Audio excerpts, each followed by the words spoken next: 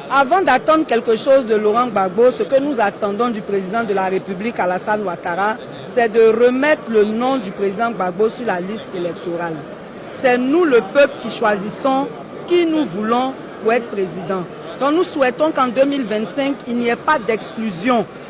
Il n'y ait pas d'exclusion. Que chaque parti présente ses candidats, que les campagnes se fassent dans la paix et qu'on respecte à l'issue des élections le choix du peuple. Donc nous, on n'est pas PPACI en tant que tel, donc on ne peut pas dire ce qu'on attendrait du président. Mais par rapport à la gauche, on espère qu'il puisse réunir la gauche pour rendre l'opposition plus forte. Ce vendredi 10 mai à Abidjan, au Sofitel Ivoire, le Parti des peuples africains, PPACI, a investi l'ex-président ivoirien, Laurent Gbagbo, comme leur candidat à l'élection présidentielle de 2025. Cette cérémonie a été festive grâce à des artistes tels que Aïcha Koné, Gadi Seli et des danses traditionnelles.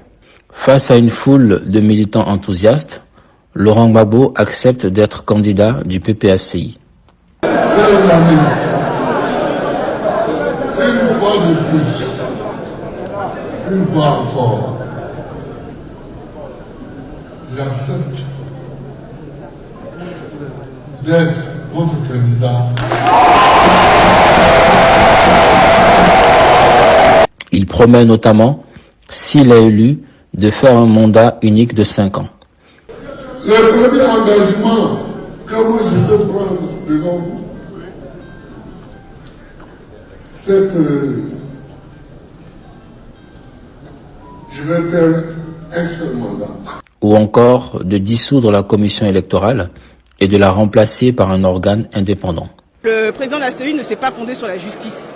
Le président de la CEI a refusé illégalement d'inscrire le président Laurent Gbagbo sur la liste électorale. Il n'en avait pas le droit.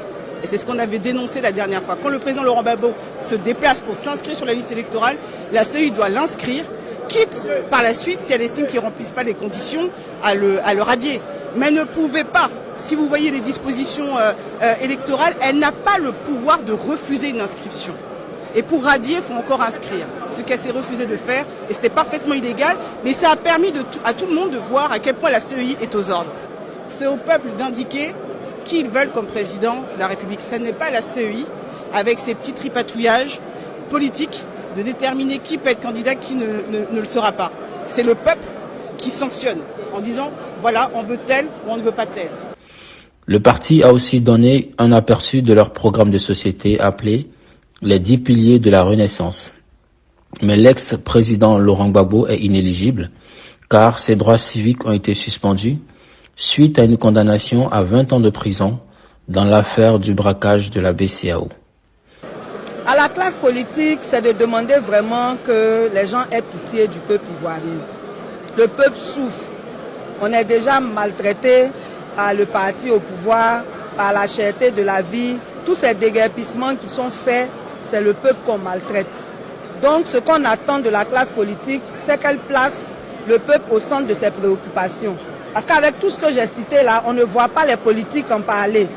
On ne voit pas les politiques mener des actions fortes contre la cherté de la vie, contre les déguerpissements abusifs, contre tous les abus dont le peuple est l'objet. Ce qui fait qu'on se retrouve seul à lutter et on nous taxe d'être de l'opposition. Alors que nous ne sommes que dans notre rôle. Nous contrôlons la gouvernance. Quand elle est mauvaise, il faut dire qu'elle est mauvaise. Quand elle est bonne, il faut dire qu'elle est bonne. Il ne figure donc pas sur les listes électorales. Le 15 mai 2024, le parti a écrit au Premier ministre de Côte d'Ivoire pour envisager des solutions politiques afin de résoudre ce problème. Le PPACI est le premier parti politique à avoir officiellement un candidat pour les élections présidentielles en vue d'octobre 2025. Ça a été une belle cérémonie. Il s'agissait pour le PPACI de confirmer ce qu'on a dit au comité central, à savoir que le président Gbagbo est notre candidat. Il a accepté d'être notre candidat.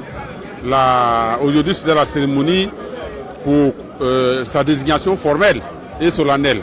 Ça a été fait et il nous a délivré un excellent message, un message plein d'espoir, un message qui le remet dans le combat et qui donne de l'espoir à la Côte d'Ivoire, comme je l'ai dit. Donc nous sommes très heureux. Nous sommes très heureux. Nous avons réussi notre convention. Elle va lancer le départ maintenant de notre combat politique pour la reconquête du pouvoir. Pour demander à mes parents du Nord que le président Laurent Gbagbo est le candidat du PPACI pour les élections d'octobre 2025. Et le Grand Nord a un pacte avec le président Laurent Gbagbo désormais. C'est sa fille, Nadi Bamba. Nadi Bamba est la femme officielle du président Laurent Gbagbo aujourd'hui. Et donc c'est notre beau. Notre beau est candidat. Donc nous les nordistes, nous sommes alors avec Laurent Gbagbo et cette fois-ci pour faire triompher Laurent Gbagbo au nord de la Côte d'Ivoire.